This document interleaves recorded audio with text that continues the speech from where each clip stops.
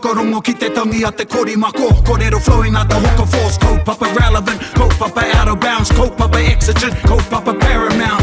Nā kona whakapiri mai ki te kaupapa tino whakahira hira whakarongo pi kari kari mai. Hare hare mai, o Taringa hare hare mai. We gotta gather up close everybody, gather up close everybody.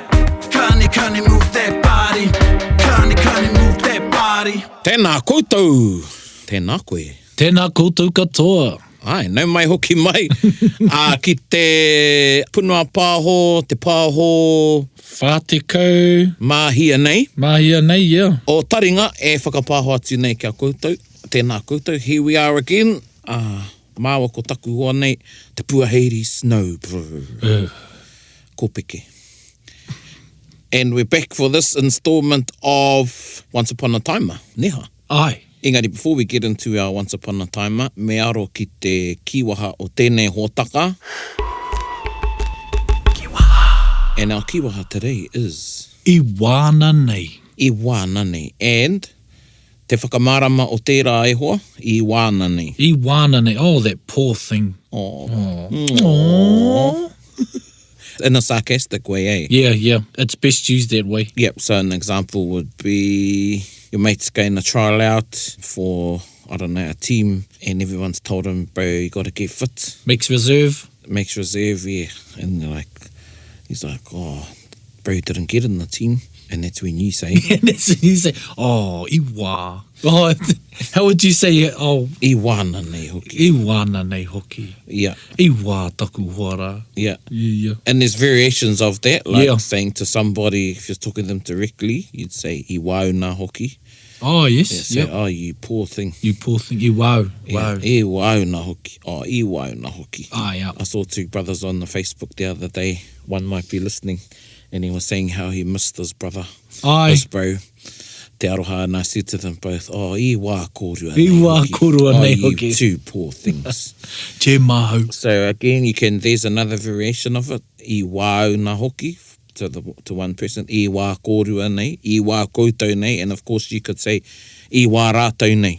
And if you're a bit confused about the hau koe ia and rātou mātou, and you're not quite at that point in your te reo journey, we recommend you join one of our great programs at Te Wānanga o te Aroa. Ne te puaheiri. Aye. We have a plethora of te reo programs for all proficiencies. Absolutely, from level 1 right up to level rangi tūhaha. Rangi tūhahanga. And actually, we're not doing product placement or anything, but this is a Te Wānanga o te Aroa sponsored podcast. So, just saying. Yeah, just saying. So you can jump online, twa.ac.nz, and check out some of our programs on there. Or ring 0800 135 135. There you go. Nō reira, koe nā tātātou kiwaha, e wāna nei hoki, or e wāuna hoki, variations of. Koe nā tātātou kiwaha. Hoi anō e mihi tonu ana kia koutou katoa. Lining up for our Once Upon a Taima, I tēnei wiki. We won't let the tuna out of the bag. Ooh. I might have already let it out. Hoi anō e te iwi o koutou taringa, tēnā koa, ho mai.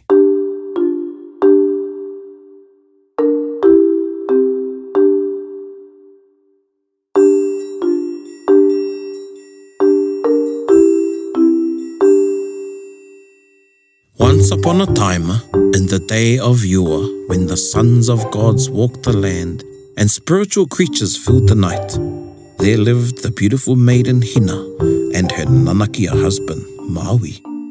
Māui the sun slayer. Māui the fire starter. Māui tiki tiki a Taranga, the great... Māui. Ai oho e te tau, me he rū whenua tō ngongoro. Wake up, my love. Your snoring is shaking the house. Yeah, hey. This is one of the reasons why I slowed Tamanui te rā down, so we could sleep in. Tēnā. E te tau, hoki mai ki te moe, kia piri ai tāua. Tino kore nei. Don't you e te tau me. He rā whatiko, I have some chores for you.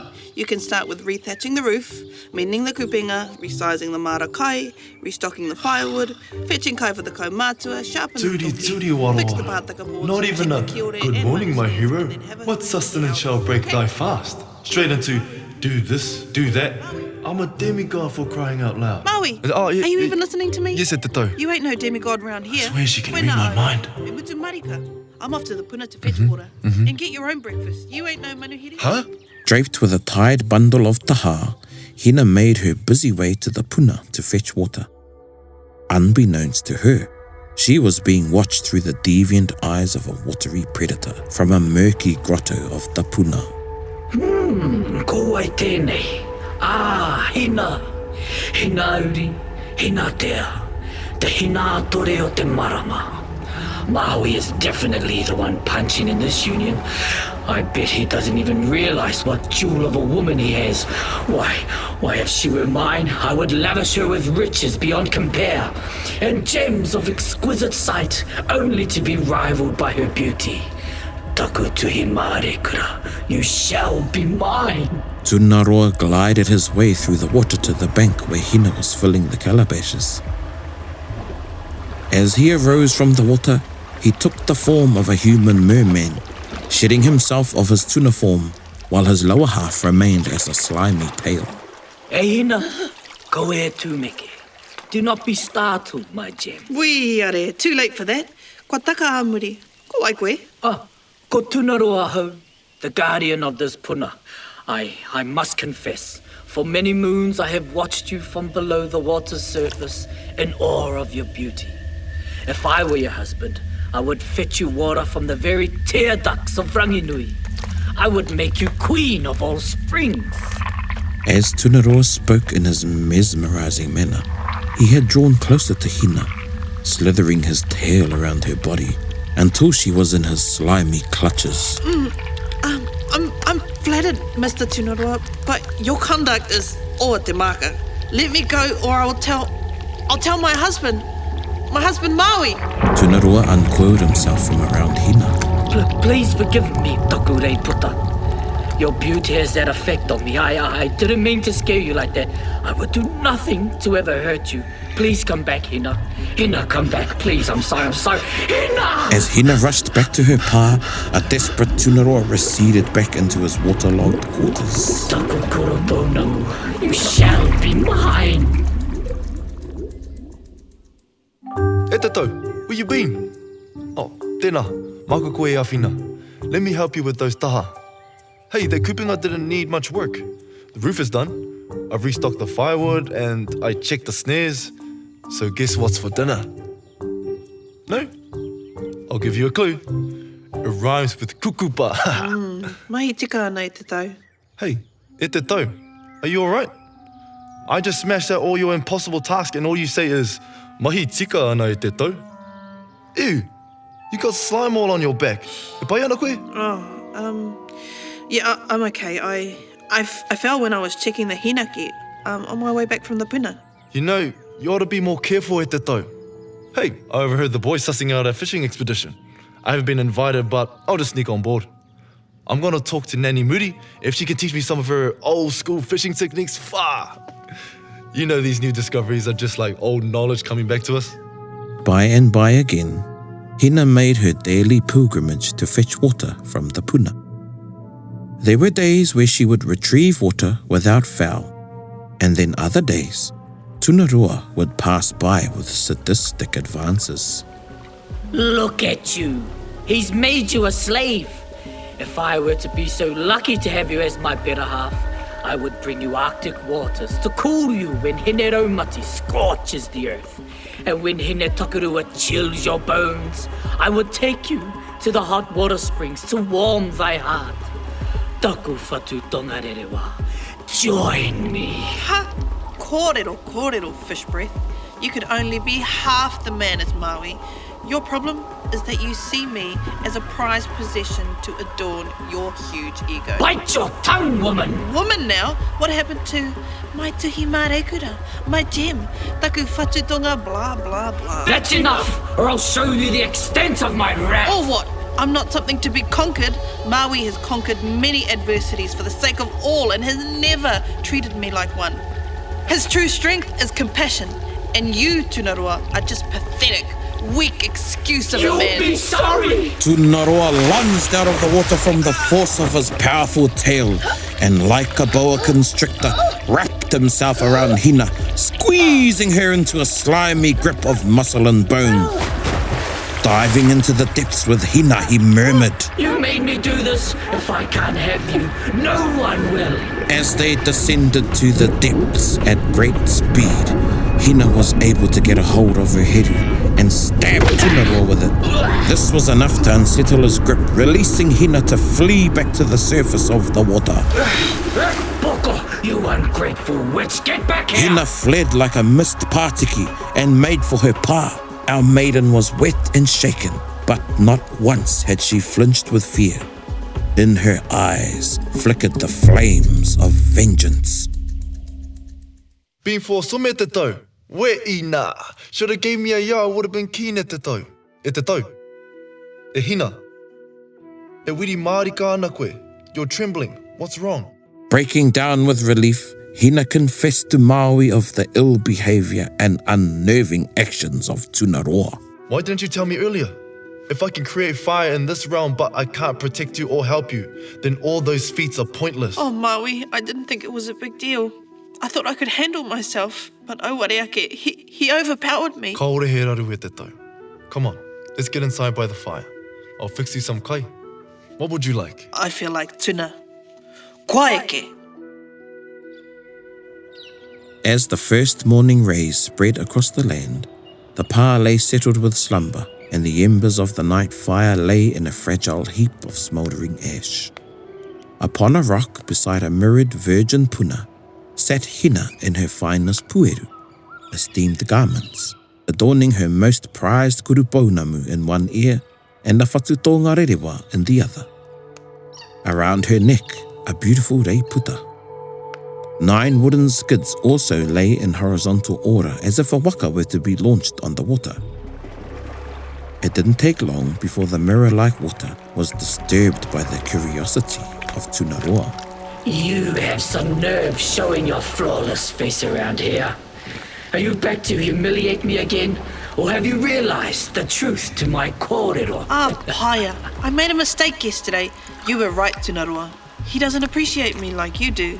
So I'm here to make it up to you. Look, I have made the effort to show you how much I care. Come to me. Kangangaro, I knew you would come back around. Come forth, my ocean breeze. Tunaroa emerged from the water, advancing over the skids. From behind a rock lay Maui in hiding. As Tunaroa maneuvered his mucused mass over a skid, Maui recited his karakia.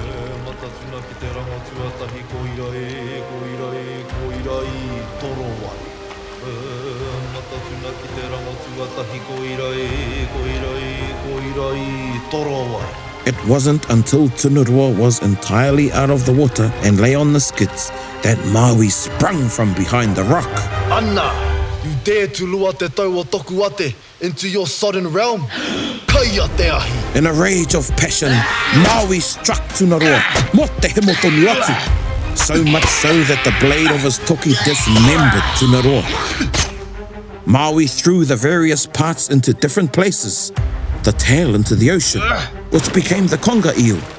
Parts of his body were flung back into the river to become freshwater eels. Some of the blood splashed onto birds, and always after marked them with red spots. Some of the blood was thrown into certain trees, rendering its wood red.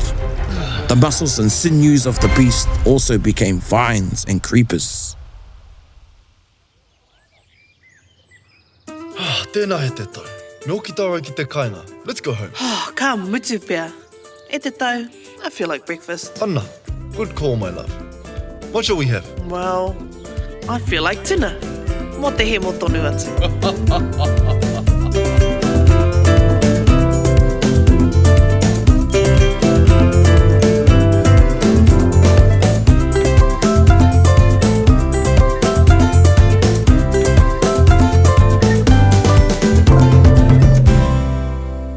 Strength of a woman. Ka roha te Tunaroa ai. Ai, I wā te Tunaroa. Ia, I wāna nei hoki. E wāna nei hoki. Yeah. Ai. Always thought it was Tuna Nui, but it's Tunaroa. Ai, ai. Hey. I noticed our scriptwriters had a hard time looking for full pieces of story.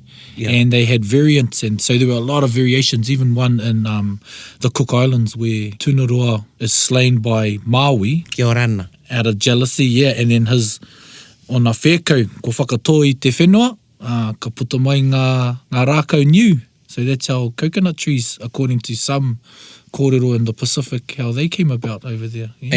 And interestingly, a reference is made to that on one of the movies that came out. Aye, yes. Last year or the year before. Certain movie that had come out with a few different I'm not going to say kōrero. the movie because we might get in trouble. But Yeah. No, it was on Moana, eh? Aye. Yeah. Aye. In the Maui song, Yeah. when Maui was singing one of his songs, talking about the tuna. Yeah, boasting about as many victories. Yeah, and again, that kōrero with Māui, and we've sort of had a little chat about that previously, shows our whanaungatanga to our brothers and sisters throughout te moana nui a kiwa. Aye. Yeah, that's interesting with the kōrero around Māui, particularly this one, how there was pockets of the kōrero and te whai. It's not one of the well-known stories not about a well-known Māui. story, yeah. Ne. Ngai Tahu has quite the record of this, but with a few different other wives, except for Hina, there were, I think one was Hine Ripo, and a few other wives that Māui had. So yeah, differing kōrero, and we tried to maintain the underlying theme. But also in this one, I like Hina was a stronger woman.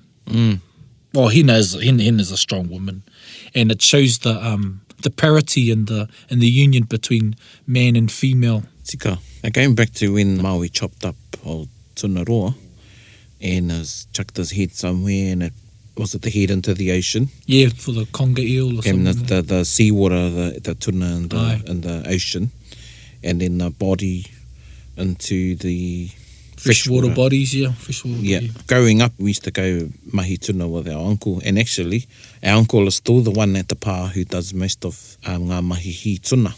And our primary awa is pūniu, Aye. and the drains flowing into there. The kaitiaki of the awa, he's a taniwha, his name is Peketahi. One of the first things I learnt when we took the hinaki is to just have a little karakia to Peketahi, to the awa, so we get a good catch of tuna. And one of the things we do, well, we still do it now, is before, in preparation of the hinaki. So if you don't know what a hinaki is, it's a eel trap. It's sort of like, yeah, look it up. Yeah, it's a different hinaki to the one in the office or at the Christmas party. Yeah. And actually, the hinaki we use now is, well, one of the kazis brought it over from Taringa, is made out of a big plastic container. Aye. And it works really, really well. Yes, the ingenuity of our people. Yeah. Well, taku mōhio nā te haina mana te rā i Oh, mahi. nea. Tātou. Yeah. But when we would, mātai whakarite ana i te hinaki, we would cook the hinaki first. Okay. So we'd burn the bait, whatever the bait was going to be, and it would be whatever parts of the hippie or whatever, and we'd burn that on the fire because the tuna like that smell. Oh, wow. Yeah, I don't know how true it is, but we got, I remember being told you could stick a burnt tyre in the hinaki and the tuna will come for it. Anyway, so we cooked the bait, paka it up, and then we'd get the hinaki and put the hinaki on top of the fire. And the whakaro with that is that the auahi, the smoke from the fire, would go into the hinaki and give it a nice scent, and then we'd put the hinaki in. And then down to the river we'd go, and then we'd say, oh, karakia. And the hinaki would go in. And then we'd go back early hours in the morning before the sun came up to pull the hinaki up. But koina tētahi tikanga e maharānau was the cooking of the bait, the cooking of the hinaki, and then the karakia we would have before we put the hinaki in.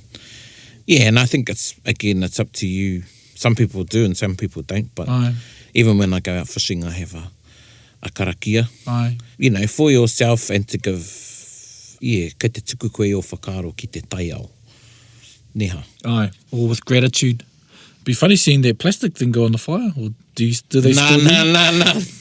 Just collecting the smoke above it or something? It'll melt, eh? Yeah. But I still cook the bait before I chuck it in the plastic one. Yeah. Like fishing, you know how there's a one that gets chucked back.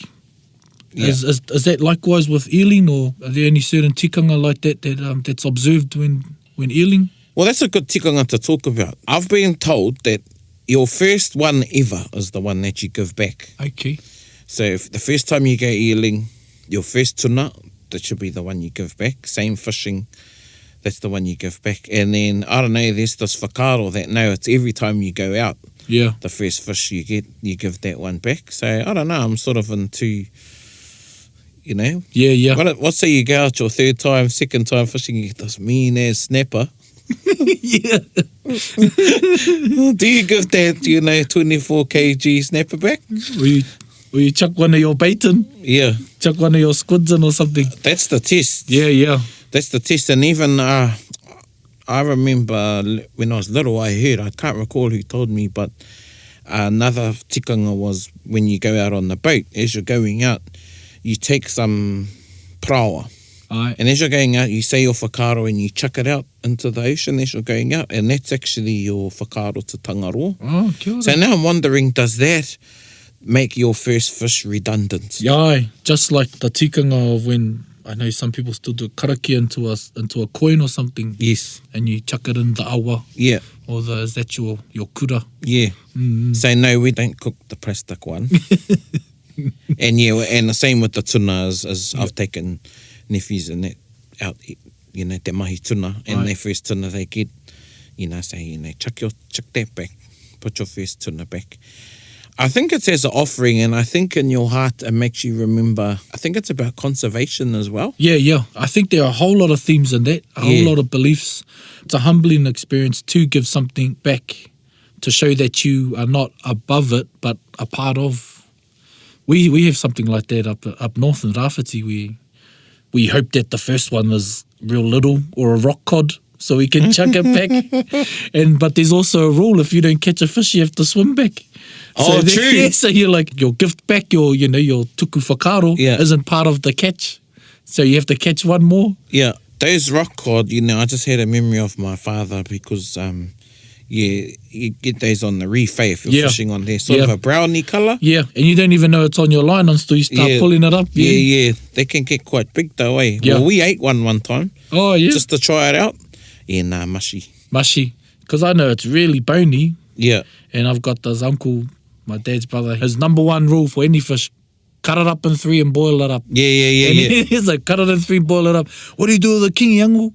Cut it up in 3 and boil it up. That's Well, what they do with rock cod. Again, is that, you know, talking about throwing back a fish, kare pai ki a koe, you know, is that whakaaro Pākehā? Aye. You know, te reo tūpuna do that? Yeah. Were they fussy with the ika Yeah. that they got? Or would they reserve, for instance, if we went out fishing for a hui and we got some rock cod and snapper, Aye. maybe we'd save the rock cod for the tangata whenua, And the snapper would be for the Manuhiri, manuhiri. yeah. I don't know. Or the rock cod was used again as bait. Yeah. You know, yeah. Yeah. With, I guess, the exploitation or the abuse of the old saying, plenty of fish in the sea. Ai. Yeah. Koe nā hoki.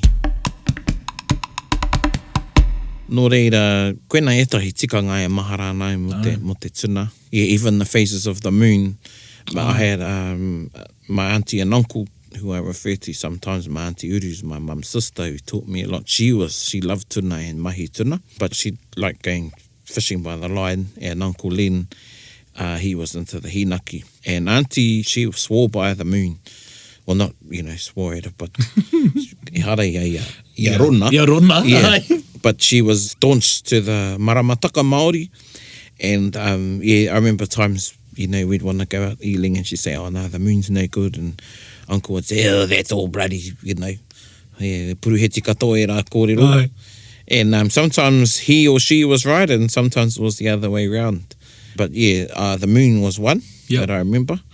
Auntie believed in the maramataka Māori for fishing for tuna and other kai as well. Aye.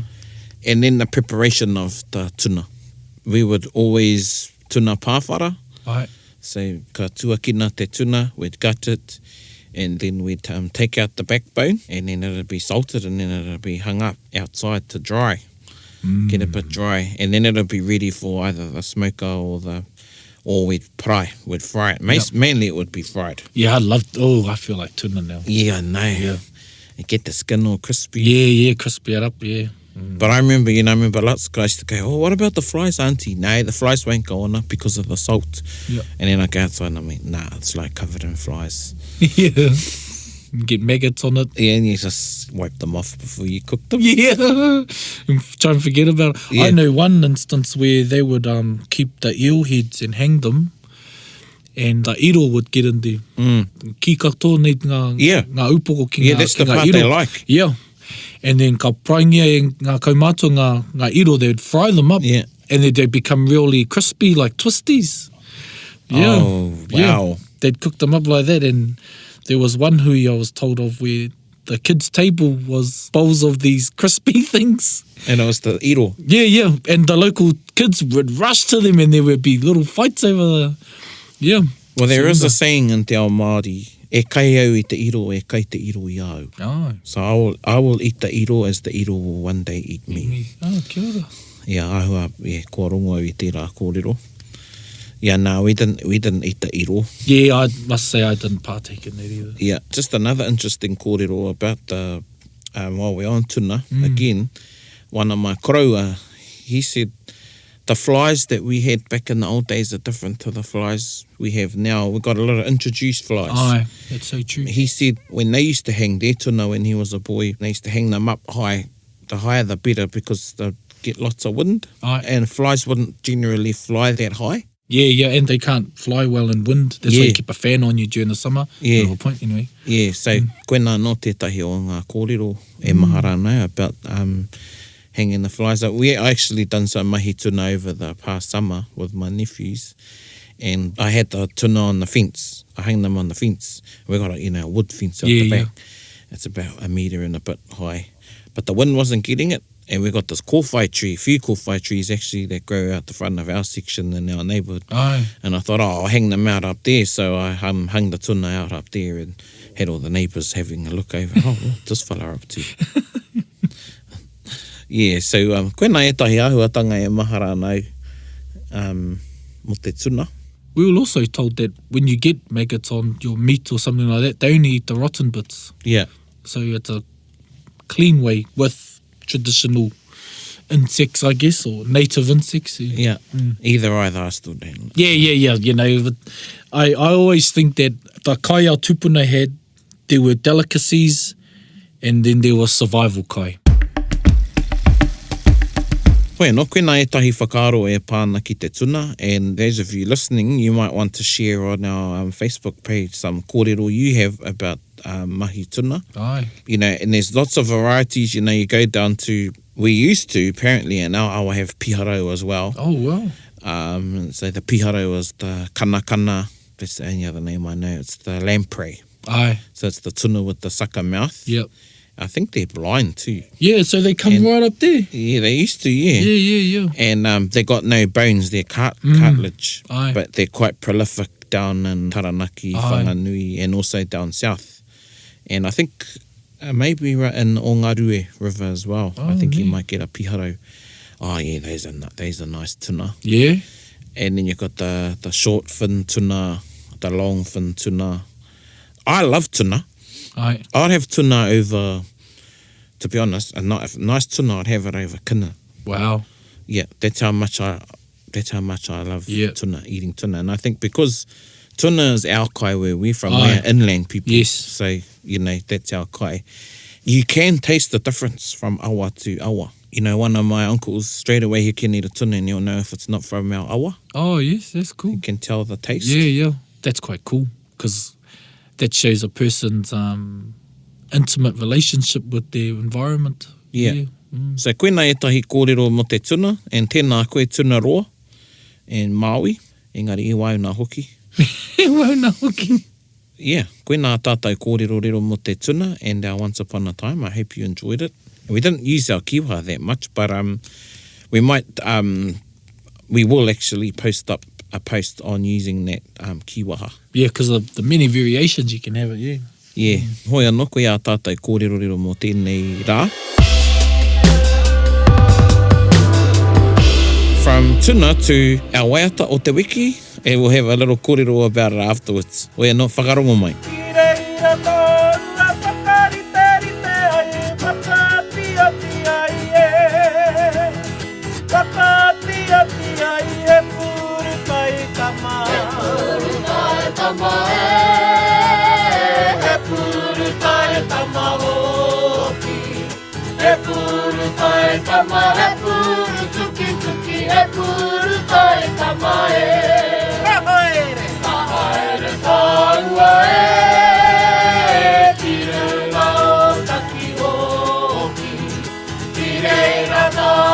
Whakarite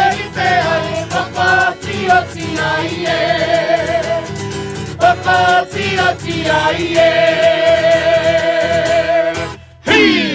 Ki reira tāu a whakarite ai, whakaoti ai e. Ahi au e. Ai. Now that is one of the all-time party greats. All-time favourites. Feel like what's his name? Wolfgang Jack. Is that the word? Is that his name? Wolfgang. It's one of those ways that always comes out at a guitar party. Oh yeah. Yeah, o a whakangaho.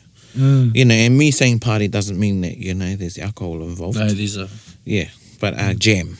A jam. Yeah. Composed by the late Kingi Tahiwi, who also composed Hine Moa. Ka re rā he wai, ne rite kia hine moa. Yep, so Kingi Tahiwi, hailing from Ngāti Raukawa Te Au ki Te Tonga. Is that why Otaki is in? That is why Otaki is in there. I was wondering as to why. There you go. I think that song, no, I don't want to say that song put Otaki on the map because my relations down there might get, you know, ka pauri mai. Aye. Iwa koutou. Iwa koutou. So koena tā tātou waiato from tuna to puru. Wea ai. And you can, you can research the hidden message of that waiata, he puru taitama. Hoi no anei ngā puru taitama. E mihi atu nei kia koutou. Thank you all again for joining us. And hey, again, it's great to read feedback on our Facebook page. Big shout out to my whānau from Te Marae o Te Kotaitanga, Takutaha Ngāti Maniapoto, who have been getting into listening to the podcast. Oh, tēnā koutou. Yeah, so tēnā koutou katoa. Not bad for something that we don't really promote. So the wānanga is getting onto that to promote this podcast a bit more and to get it out there. And maybe Radio New Zealand. You never know. You never know. Hoi no tēnā koutou katoa I o koutou taringa. Ko māua tēnei, ko au ko praone. Ko au ko te puaheiri. E mihi atu nei tēnā koutou hei ko nā maira.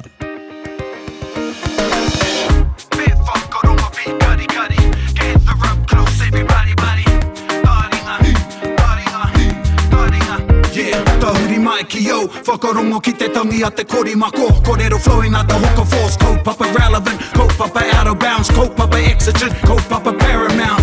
Nā kona whakapiri mai ki te kaupapa tino whakahira hira. Whakarongo pi kari kari mai. Hare hare mai, o Taringa hare hare mai. We gotta gather up close everybody. Gather up close everybody. Kani kani move that body. Kani kani move that body. Taringa. He mea tuku nā te wānanga o Aotearoa. To listen to more episodes, search for us on your podcast app and subscribe. Taringa, whakarongo mai.